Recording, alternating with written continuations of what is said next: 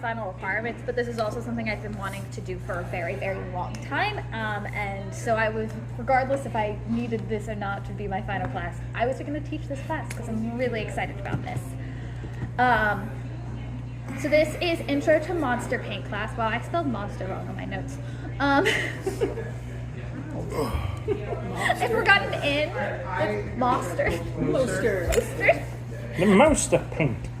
Anyhow, this class is going to go over kind of talking about developing an idea, how to apply paint, because different paintbrushes do different things, and then it's going to allow you guys to kind of try out your ideas. So 3 easy, simple steps for all of this. So first off, developing an idea.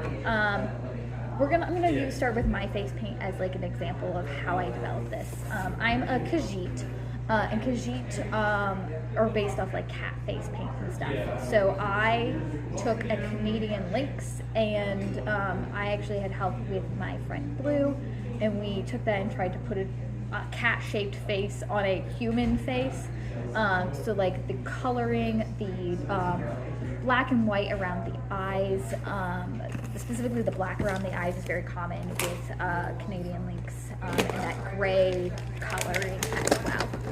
I am also a skeleton, so as I developed my lore more, developed it from being just the cat face paint, incorporating the skeleton elements and stuff.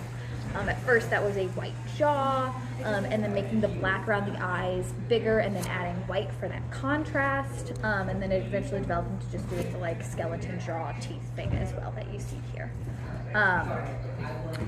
This is more like advanced things, but it can be your full face. It could be as simple as your monster paint can be as simple as like war paint or a shape or an idea you're trying to put across. It can be one color, it can be multiple colors, and it doesn't need to be super complex to be monster paint.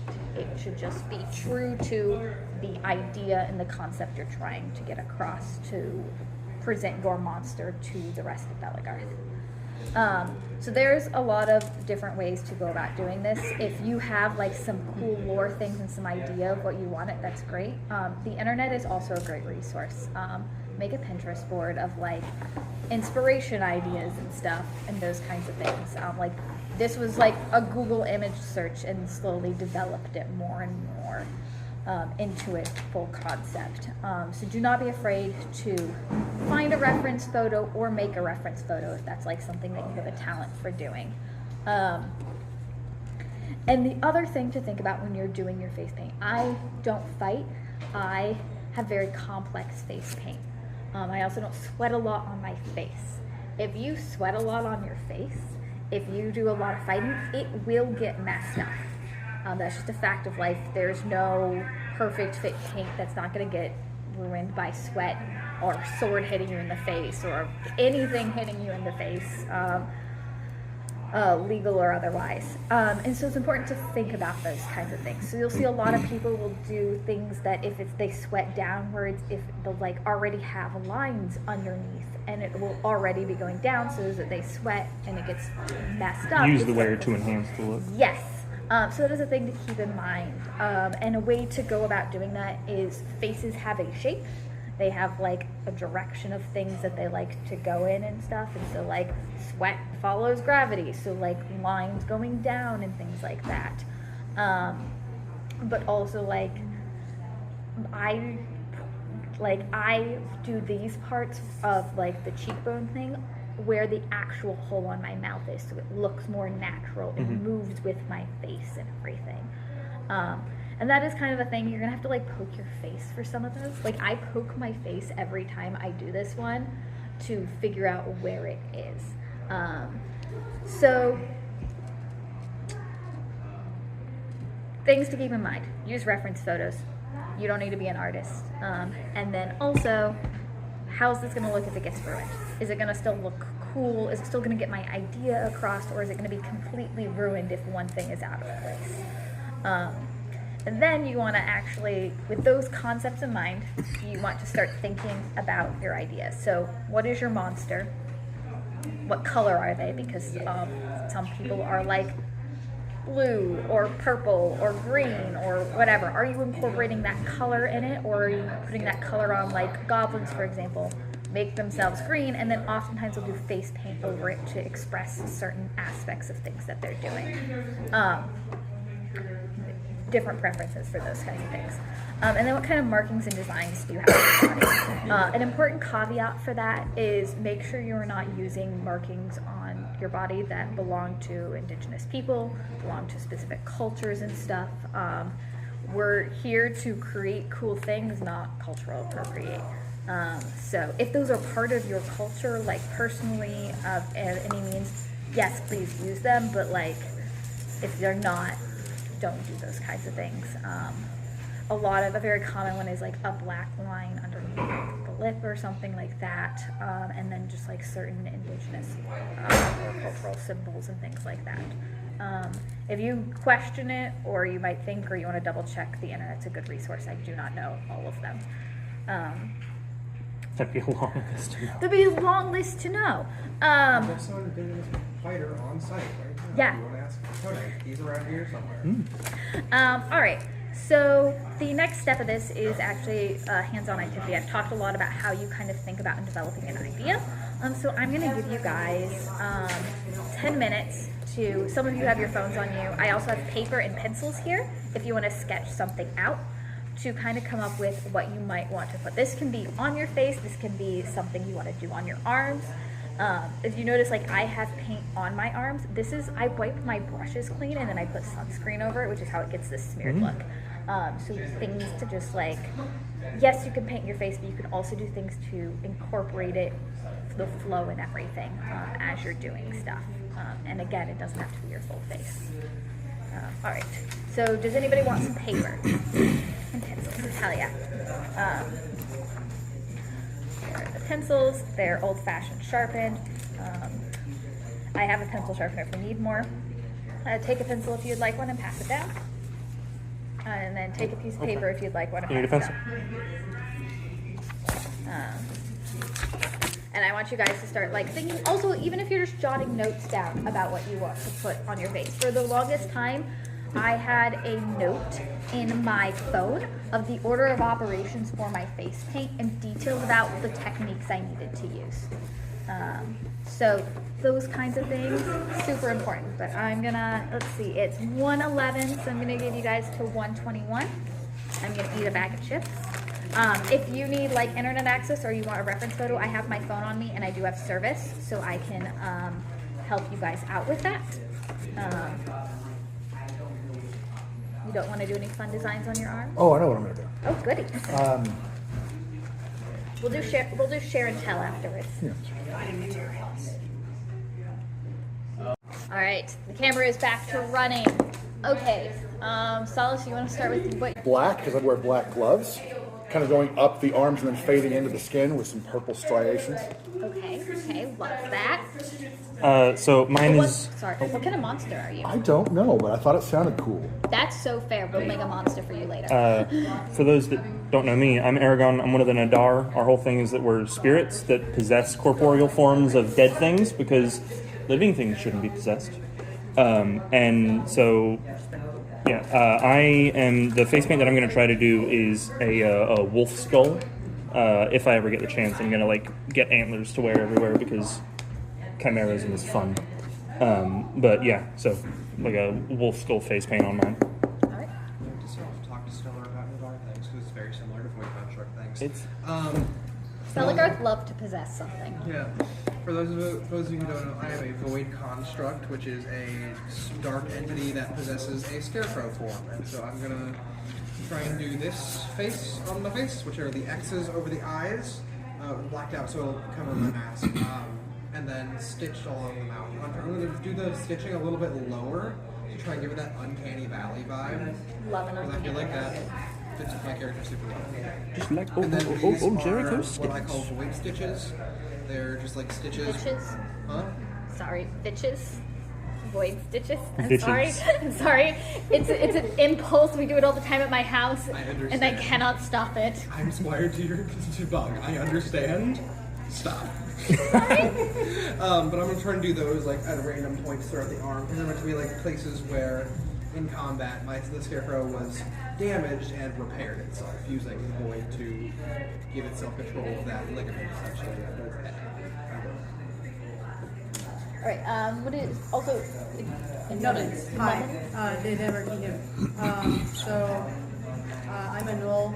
I've been working on basically putting the kind of bluish marking that a lot of hyenas have on the end of their muzzle into shape on a person's face.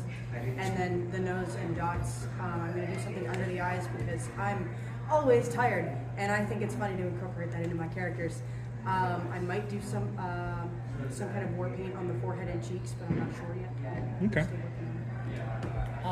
Vala, I am a Ola, which is the closest thing you can say is the Irish werewolf, but they're not really the same. So I'm looking for something more wolfish. I'm trying to figure out like how to include fangs and blacking around the eyes, especially because that'll help like with my mask once that's painted silver. Possibly integrating my flower, which is the Clematis taiga, which is an Irish flowering vine. And I'm like a little bit deer-like, so I'm like a wolf deer, so I want to get some of the like freckle spots. all right. Perfect. Again, we love chimerism. Yeah, no, I love it. All right, the fun part now. How to apply this body paint. I did some tests while you guys were drawing stuff. This body paint is on the thinner side, so it's gonna require a lot of layering. But there's also sparkly ones in here. So like have fun with that. I didn't realize there were sparkles. Guess who's maybe gonna show up sparkly to their name? Why not? Why not? Exactly. Who's going to stop you? No one actually can. No one can stop me. These are some I found online. I tried to find something that was like allergen free and just like a simple thing for this class to let people kind of try stuff out. The most common brand people use is Mehuron.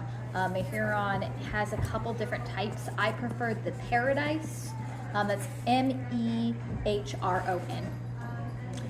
They have a couple different kinds. I prefer the Paradise, which has like aloe in it, and it's good if your skin is very sensitive. It is a lot thicker, but it doesn't run as much. And then there's their classic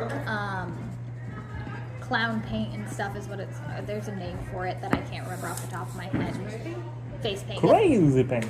Yeah, they have just other versions of that, and that is what is used. But also, people use things like food dye. People use actual just like makeup products. My lipstick, like I'm wearing actual lipstick to do this. For a while I used to put eyeliner and mascara on to just like make the line there less annoying. My eyeliner has died and I just don't give it up. I don't care enough to buy a new one and it's fine. I've gotten better at applying and I've gotten better brushes. A lot of times you'll see people start with paint brushes. They're cheaper. And this is what I have brought for you guys to practice with. Different brushes do paint differently. So we're gonna kind of quickly go over that, and then I'm gonna let you guys try it out. You don't need to do this on your face, like just like kind of mess with the paint, see how they layer on your skin, like on your arms or something, or your leg or wherever. But there's a couple different ones. There's like these flat ones we have. Different flat ones will make different shapes and stuff on your skin, obviously. But I like to use the big flat ones for layering lots of face paint on an area. So if you're like, wow, I need my entire face most of a color, like I use a really big flat brush to do the base gray here, and then the white, and then the black on my neck. I have 3 different ones for that. And then there's these like round pointy ones. These can be very good for like detailed work and things like that. They can also be used to draw lines. Let's see. If you want really, really, really detailed lines, you should go invest in an actual angled makeup brush. They're just like the really small ones with the angle. They're normally used for like eyeliner. They're going to make the best straight, perfect lines. I've used paint brushes that are angled, and they're not going to be better than the eyeliner brush. And I've used just liquid eyeliner before. Liquid eyeliner, also great. Like, use makeup products, use face paint, use them in combination to create the detailed work you use. Like, sometimes liquid eyeliner comes in, like, I had a liquid eyeliner that was blue once. Like, you can get fun and interesting colors. Just in be those. wary. If you get the like never comes off liquid eyeliner, you're not going to be able to get it off. Yeah. And then also, so those are so we've got a couple different sizes, different things to experiment with.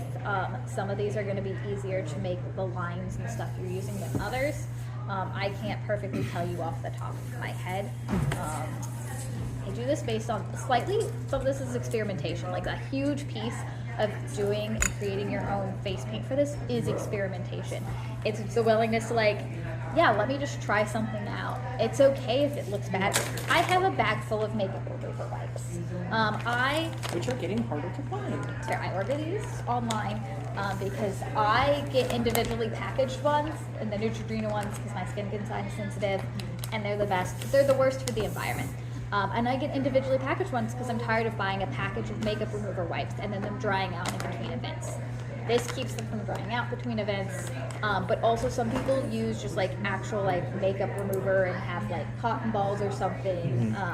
And if you're putting on face paint regularly, I suggest having some kind of like treatment routine for when you take it off. Don't sleep in your face paint, especially if you do a full face. That's how you get like breakouts. I have like a moisturizer I put on my face afterwards. It also kind of helps soothe the irritation and stuff.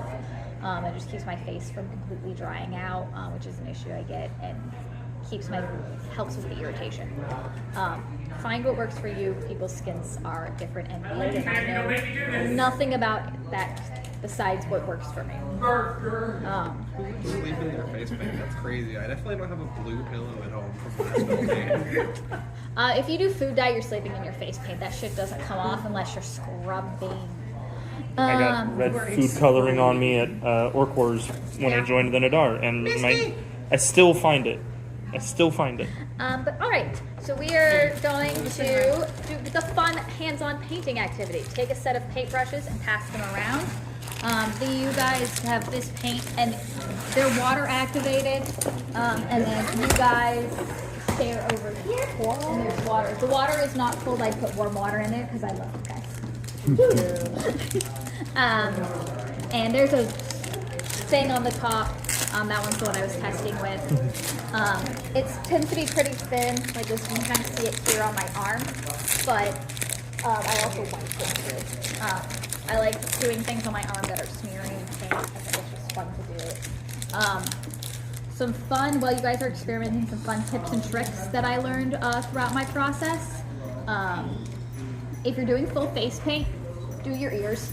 Your ears are part of your face. They will be seen. Even if it's nothing but I just put a bunch of white on my ears if you're doing a skeleton, or you just like threw some of the colors on it. The black. Yes, yeah, I just am already there and I just keep going. I like the look. I think it's kind of like sharp. It's reminiscent of like the black outline you'll see on cat ears and stuff too. And I like those kinds of things. But yeah, put water on them. The thing about a lot of these water-based face paints is that the more water you add to them, the thinner they're going to end up being. But also you have to get them wet enough to pick up the paint, and you've got to let the water soak into the paint a little bit. So for some of these, if you're like, wow, this is getting on really thick, dribble some water with the brush and let it like stay on and soak into the paint first. Yeah. You're just gonna like layer it and you're dry. Yeah, see, this is the one, they're doing one that I let water soak in, and you see how much darker it is on his skin? Yeah, so like, I don't want to record this because I don't trust I'm gonna pause this myself, video. But